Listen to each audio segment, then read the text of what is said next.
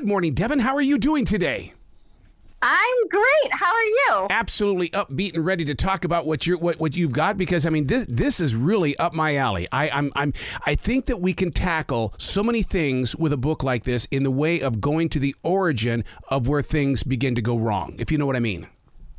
Absolutely. The Land of Secret Superpowers, vegetables. I'm huge into this. What made you dive into it? So I hated vegetables as a kid Yes. and was brutally picked on and believed that I really didn't like vegetables until my 20s.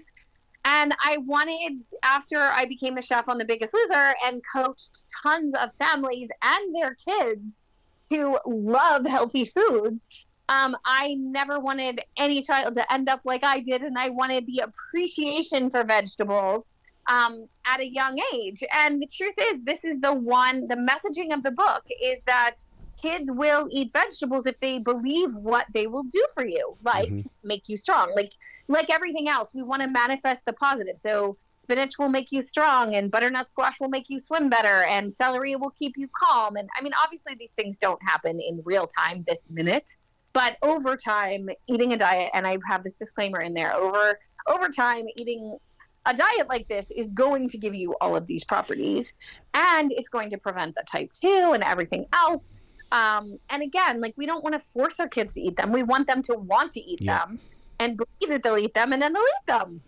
Boy, you bring up an interesting point there, because my father was very strict on that. He would say, if you take it, clean your plate. Don't even think about taking it if you're not going to clean that plate, and make sure that you enjoy every bit of it.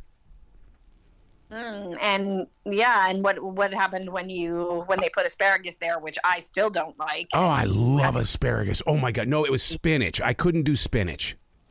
Oh, yeah. See, and everybody has their thing, and you don't, I mean, that's another thing. Like, don't force any one vegetable on your child. Just make sure that they're having some vegetables. And if it starts with they only like celery, and then you try 10 different ways with spinach, because for me, like, I love raw spinach. When it, has other ingredients in it. And I love spinach in lasagna if I strain all the water out. So they're dirty to me, but I cannot stand sauteed spinach. So, but that's okay.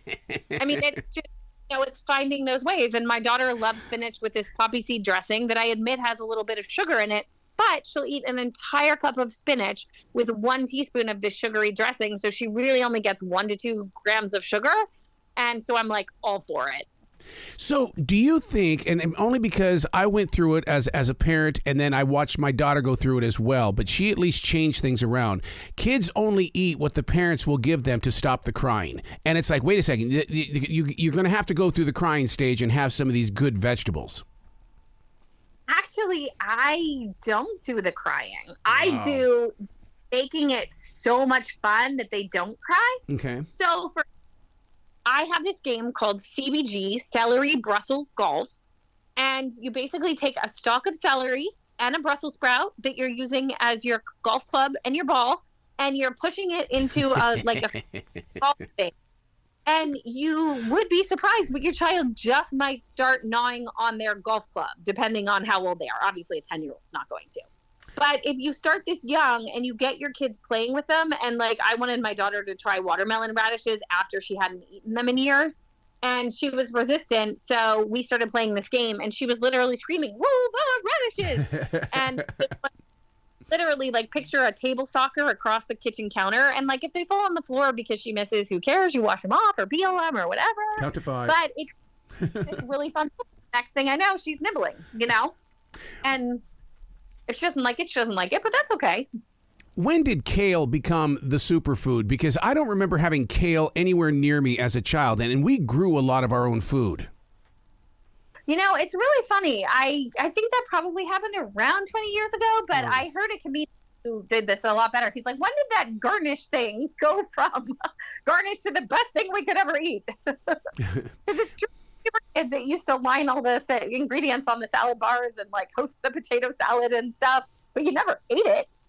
Wow. Where my mother got us really interested in vegetables, because we did grow it at home in the garden, but it was what you did in the journey with the vegetable, where we would cut up the cucumbers and make pickles, and where we would take cabbage and then we would turn it into sauerkraut. She gave us a journey that was very fun for all of us to work together on, especially when it came to canning.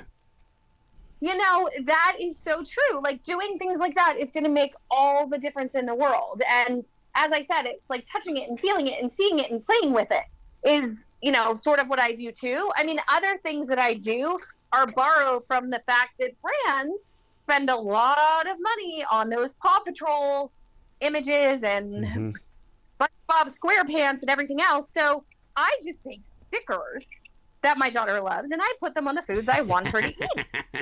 And I'm at their own game.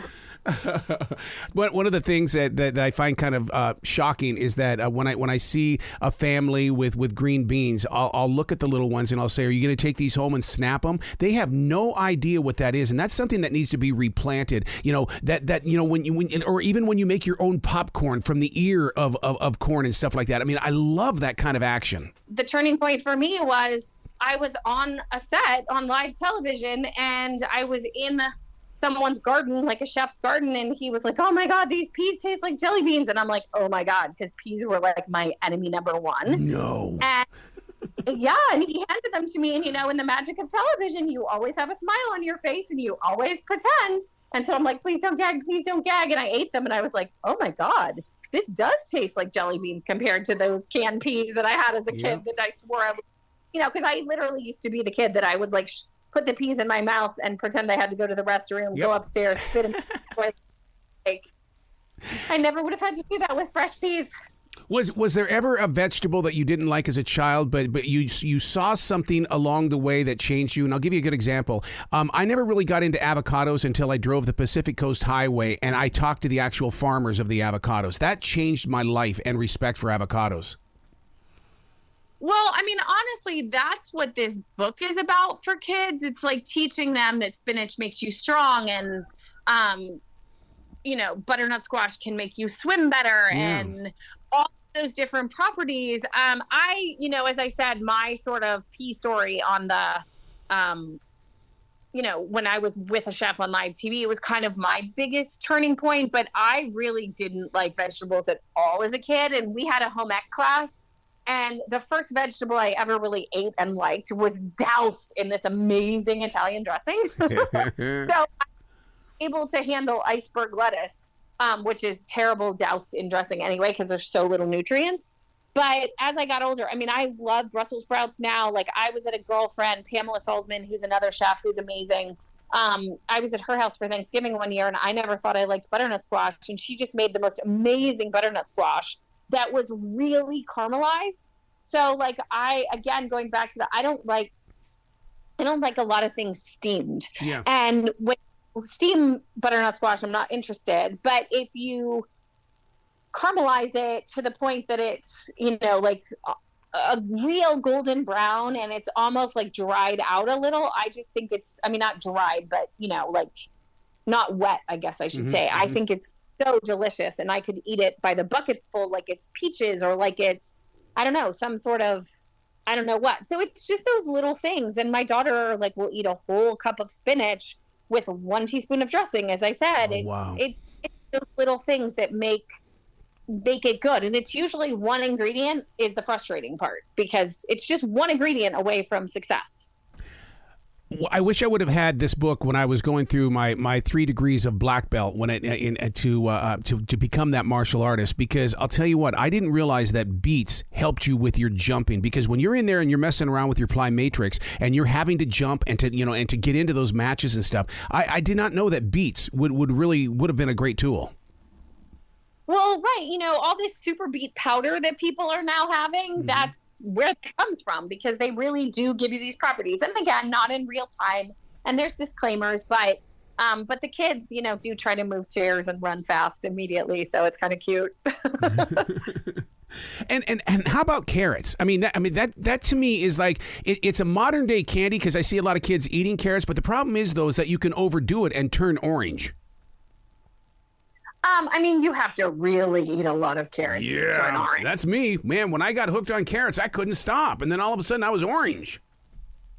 Really? I started seeing orange in my pigmentation. Yes.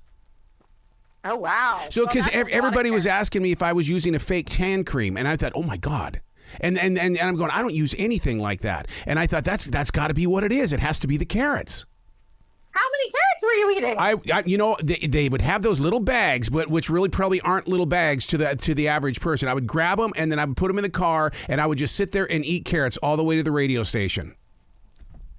And so you'd eat one of the bags every day? Yes. Yeah, because I love carrots. Huh. Yeah. Yeah, I mean, that's maybe because carrots also have sugar. I mean, obviously compared to other things, they're so low in sugar, but carrots are not the vegetable that you want to be eating in mass like that. Yeah. You got to throw in a little. I'm seeing a lot of people with the juicing. I think kids need to get involved with juicing more. But their go-to is always the celery, and I thought that was fascinating that it's a calmer. And I should have known that because a lot of people do the celery because of their stress or their blood pressure.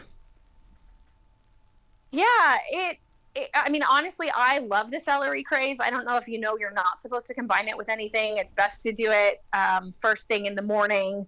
But I find that it really, I don't know that maybe it does calm me. I mean, as I said, that is the message of the book and that is the research that I learned. And I hadn't really even put that together until you said that right now. But it definitely, when you drink something early in the morning, it satisfies cravings. So, I've seen dietitians say, have a yogurt bowl in the morning. And there's so much sugar between the fruit and the yogurt and the granola that just makes me crave sugar today. But when I eat any sort of vegetable in the morning or drink a green juice, I find myself not craving sugar in near the same way. How do you do your mushrooms? I like them raw. I really do. It's true you can saute them, you can, do some things with them, break them up in a salad. But I like to, grab a few, cut them up, and then just sit there and just kind of just nibble on them. You know what's funny? So I sometimes put mushrooms in salads because, to your point, they're not nearly as strong there, especially when I put fresh basil and all sorts of other things. But I'm not the fan of cooked. There's a number of vegetables that I don't love cooked, and then there's others that I don't like raw. And it's just finding that for yourself. But as somebody who's been picky my whole life, yet eats tons of nutrient, awesome food, I think it makes me work a little harder with kids to not force them to eat certain things if they don't like them and to work hard to find the things that they do like. What did you personally learn doing this journey? Because I mean, you can think it, you can activate it on television and stuff like that. But when you sit down behind that computer and you really start putting your words in forward motion, it's going to change you too, not only as a writer, but as that person that cares about other people.